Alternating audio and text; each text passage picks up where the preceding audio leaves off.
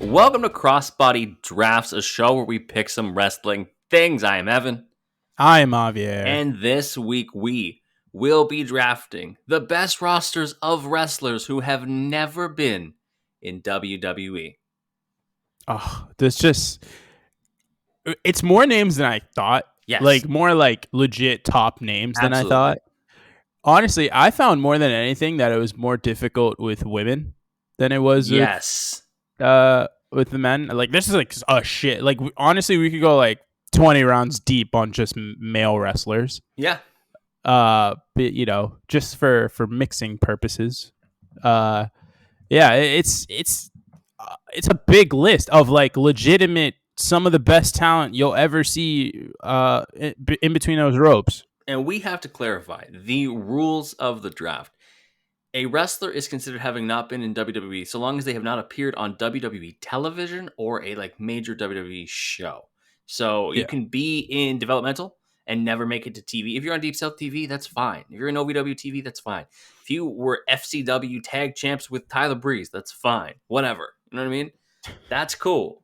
You can't be on Raw, SmackDown, NXT, NXT UK, NXT 2.0, Velocity, Heat, Jacked, anything else you can Shogun Saturday Night. You can't be on any of those things. Damn. Yeah. R.I.P. Sammy Callahan. Yeah, exactly. No Sammy Callahan for you.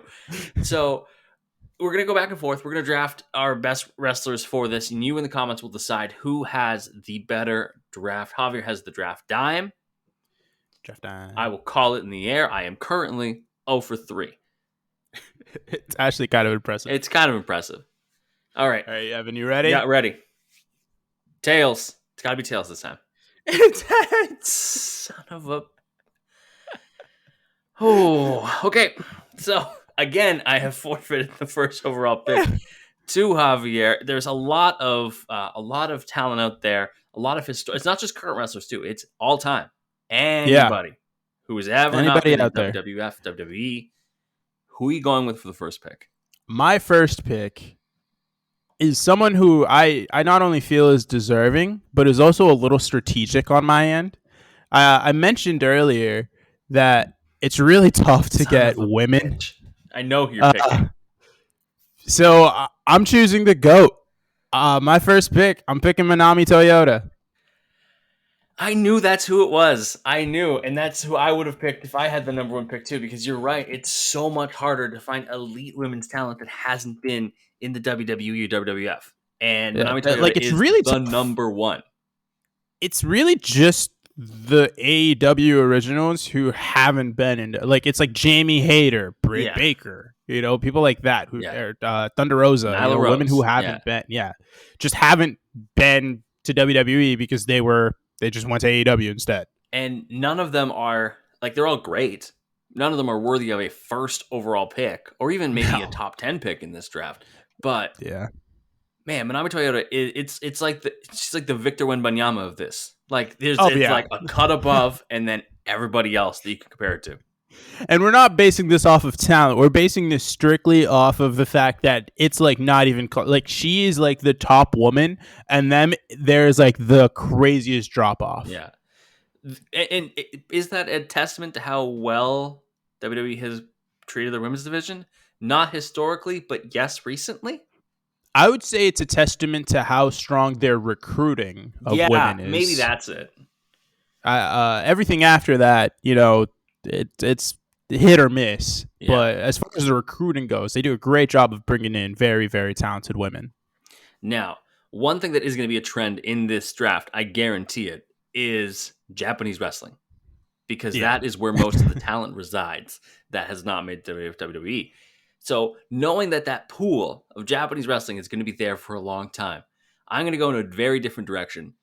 I'm going to go with somebody who, if you think about your favorite wrestler stole things from another wrestler, and that wrestler stole things from this guy.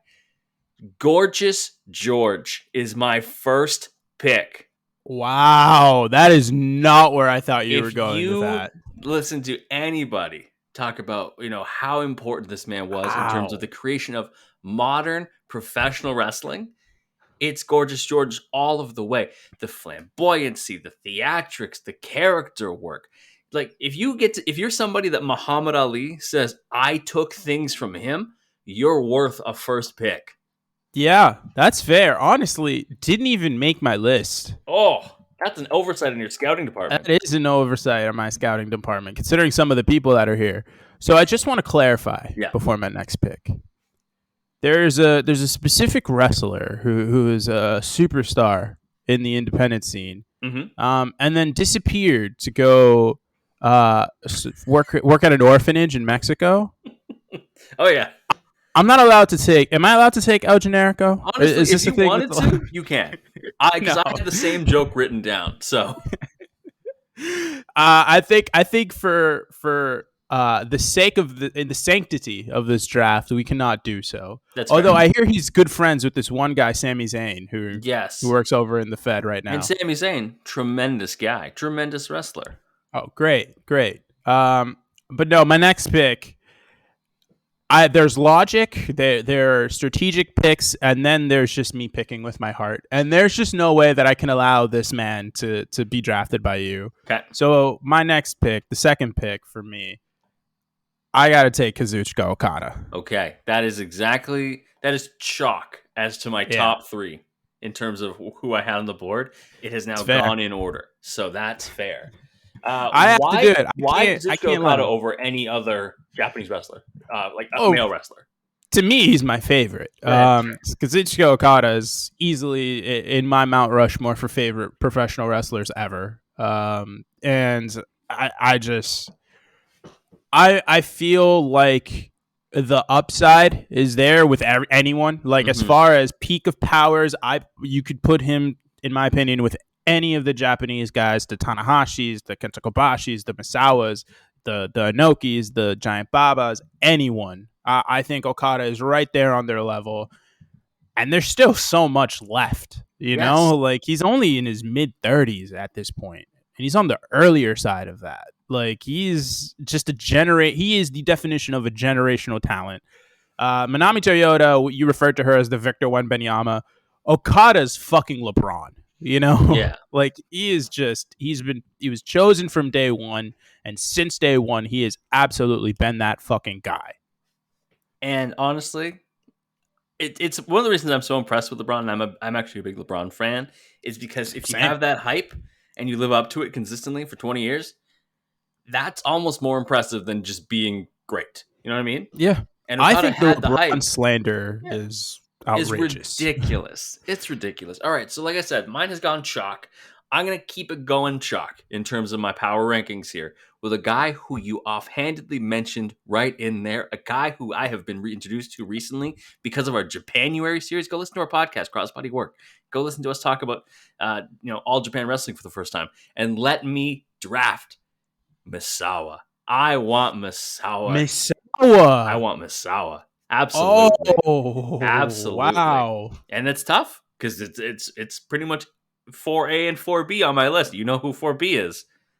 Oh. But Misawa. I mean, 4B is gone. I just want you to know that. And that's fair. Let's just go right into it. My next pick, I'm taking Kenta Kobashi. There we go. Okay. I think these two, it would have been a travesty if they weren't drafted. Oh, I mean, there's no way they weren't going to get drafted. I would have taken them both.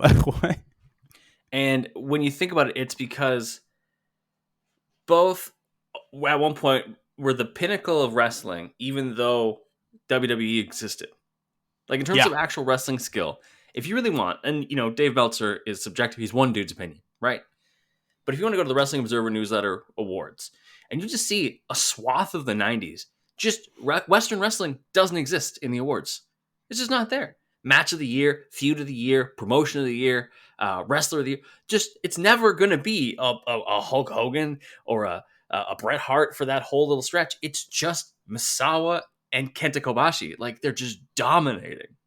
You're absolutely right. The All Japan pro wrestling scene, and then into Noah in their later years, like they were the cream of the crop. They were everything that you would want, not only as two top wrestlers, but as just fucking greatness, Absolute greatness.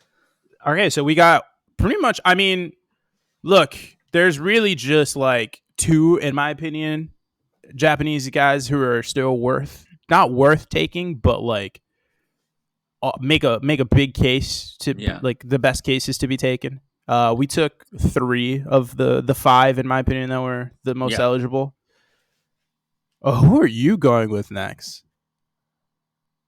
Yeah, I gotta get him. I gotta get him because if you're not, you're gonna get him. And it's not a Japanese wrestler, but a wrestler who has made his name in Japan and then came across and is now making a name in AEW. And he's from Winnipeg, you idiots. But it's not that guy because he was in WWE for a long time. I need Kenny Omega on this list because similar to Okada, this is a little bit of projection because unlike a lot of the other people on this list, Omega's not done.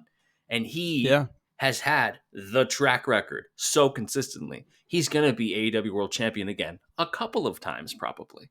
Like he might even move over to WWE at some point. And then he'll ruin this list. For context, this was made May 28th, 2023. But as of right now, Kenny Omega just look not at the upload WWE. Date. Yeah, right there.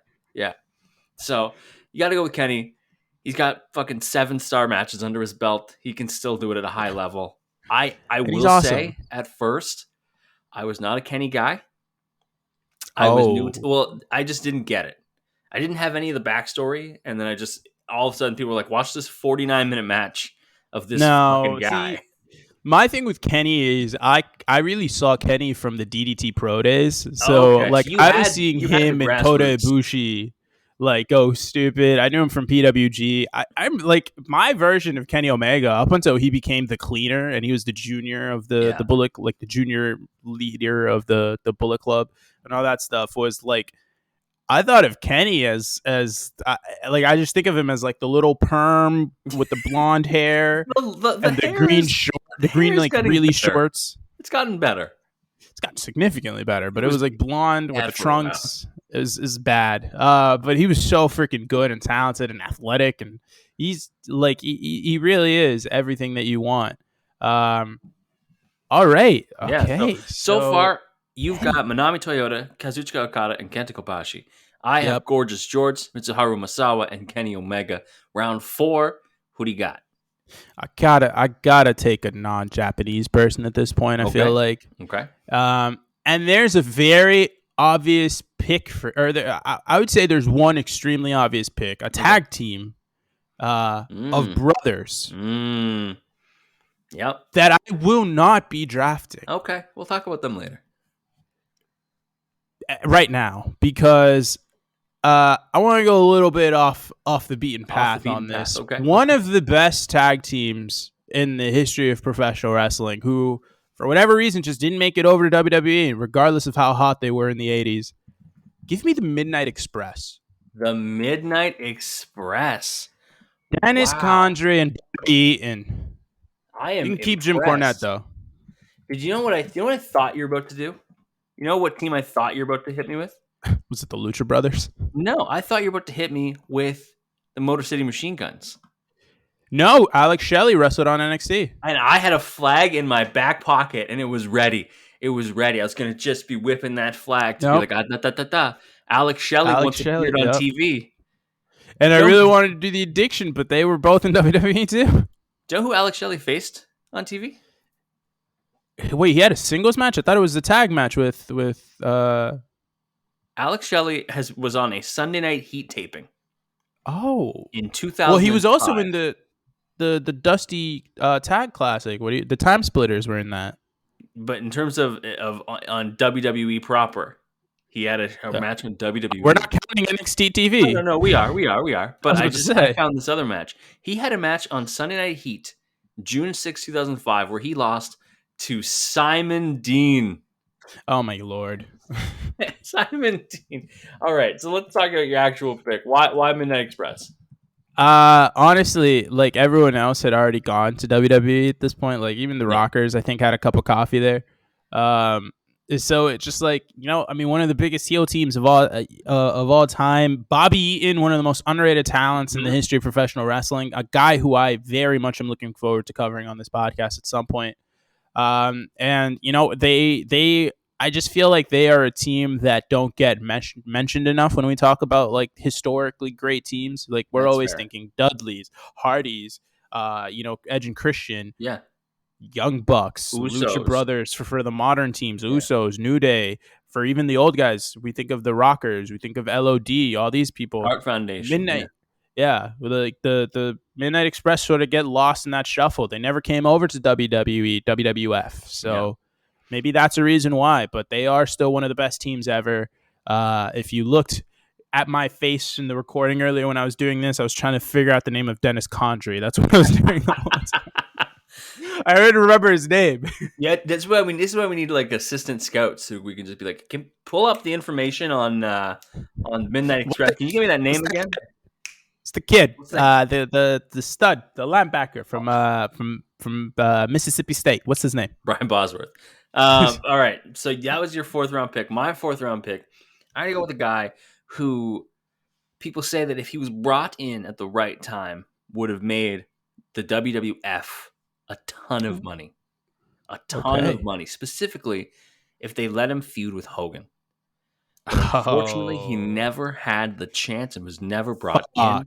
I need Bruiser Brody on the roster. Well, there goes my last pick. Everything that you know about like the modern brawling big man is a Bruiser Brody piece. Yeah. Like Brody Lee was named, his wrestling name was named after Bruiser Brody. His look was after Bruiser Brody. But all the style, that's what Bruiser Brody brought. It was like him and Stan Hansen just blazing trails to just be this new type of wrestler. And they were so good at it. And Bruiser Brody never made it to WWF. Just never kind of lined up. So. Yeah, and unfortunately, career cut too short. We know the story on Bruiser Brody. It's a tragic one. Is there there's a dark side of the ring on Bruiser Brody, right? Yeah, I believe so. We will let you guys watch that. Yeah, go watch that. All right, so we've got one draft pick left each. Javier, your final pick. My final pick was going to be Bruiser Brody. So glad I snuck him in then. But I guess I got to go for my backup. And I know what you're thinking. He's going to pick Tanahashi. He's going to pick Tanahashi. That is exactly what I'm thinking. He's going to pick Tanahashi. We're long shot pick here. He's going to take the Great Muta. I'm not. No? I'm actually going to take someone who also gets lost in the shuffle when it comes to all this discussion, not just in pro wrestling in that 90s era, but also in Japanese wrestling as a whole. This guy did everything. He went everywhere, but unfortunately did have some tragedy strike that cut his career short. But personally, one of my favorite people to go watch. Like, you remember when Ricochet was on the Independents and you knew about him, but you search him out? Yeah, you'd search him up and you just watch like Ricochet highlights and you were like, this guy's fucking insane. This guy's nuts. I gotta go to like the OG Ricochet. I'm not talking about Rey Mysterio Jr. I'm talking about Hayabusa. Yes, Hayabusa. My final pick is Hayabusa. I gotta do it. The guy is legitimately, in my opinion, a Mount Rushmore as far as entertaining pro wrestlers. The shit that he was doing at that time, like Rey Mysterio was doing it over in Mexico and in WCW with the cruiserweights and just going like you were seeing some of the craziest stuff there. And I'm not taking away from Rey. Rey's the greatest luchador of all time, best high flyer ever. He's absolutely insane. Yeah.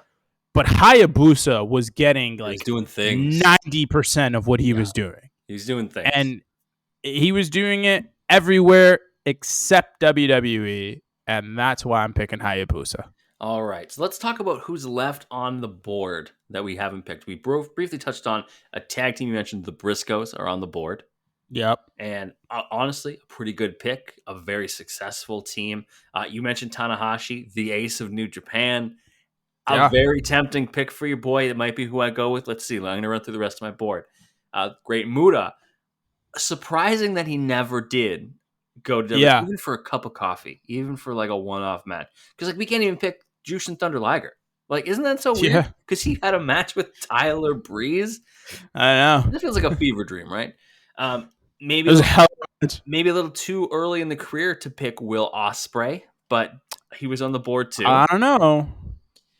Magnum TA, another guy whose career was cut short. on the board for sure. Abyss on the board because also on my board. Yeah, somebody good. The Amazing Red was on my board. Amazing Red never had a cup of coffee. Never. Double check the Pro Fight DB. Shout out to Pro Fight DB. Wow. Fantastic resource for all the stuff we do for the podcast. Also, Chris Sabin, obviously not as accomplished, but he's never had a match. He was supposed to, because it was supposed to be the Motor City Machine Guns in the Dusty Road Classic the one time, but then he got hurt, and so they turned it into the Time Splitters. That's understandable. Yeah. Injuries have really derailed Chris Sabin's career. This is tough. I'm down to 3 guys. I also put Murder Grandpa on there, Minoru Suzuki. That's just a personal favorite. He should be. He's a great guy. I'm down to choosing between Magnum TA, Tanahashi, and Muta. I think Magnum TA had all the potential, but obviously with the length of the career, I don't think I can go with him. So it's up to the length and impact of Muta versus the highs of Tanahashi. That's a tough debate. I think looking at my roster, I've gone pretty historical, so I'm going to go with the newer guy. I'm going to go with Tanahashi as my 5th pick. Hiroshi Tanahashi was the last pick in this draft. Just think about that. That should tell everyone just how stacked the talent was for this. Yeah, and that's the thing. Is like all of these wrestlers, fantastic wrestlers, everybody left on the board, still amazing talents. Proof that you do not need to be in WWE to make it, and also proof that if you get cut from WWE or you get released, you can make a career. You'll be just fine. Especially now, wrestling is so much stronger than it's ever been in terms of breadth of opportunities. There's just so many things out there.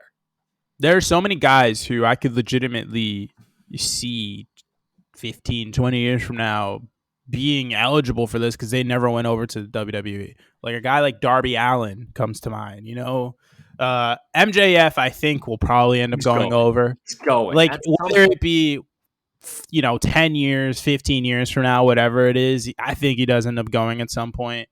But there are so many people that like Jungle Boy, there's a lot of young talent in wrestling here. Shout out to Eddie Kingston. Mentioned he's also never been. Eddie Kingston, you mentioned a very big name earlier, Will Ospreay. Ospreay, I don't think Will Ospreay's ever going. No. So Will Ospreay is absolutely going to be one of those, in my opinion, nailed on top 10 picks. Here's a question for you. Based on our draft board and our draft order, how far up do you think Will Ospreay can get into this order? Do you think again, Manami Toyota, I think, stands alone as the clear 1 pick. Clearly. Yeah. Do you think he could be a top 5 guy? So around Omega and Kobashi range? I think he could be around the Kenny Omega range. That's fair. I think he leapfrogs Hayabusa. Yeah. He could clear Hayabusa. He could probably clear Tanahashi. And the Midnight Express. I think he'll clear. He'd clear Midnight Express for me. A little different, but I think you probably... It depends on your opinion, right? Do you value the in-ring? Do you value the historical precedent? Because that's kind of how I went. I went with some people who have set the stage for a lot of other things. That's fair. Yeah. And that's absolutely right. You put freaking Gorgeous George in there. Gorgeous George is not my Anthony Bennett, baby. He's not. He's fantastic. Whoa!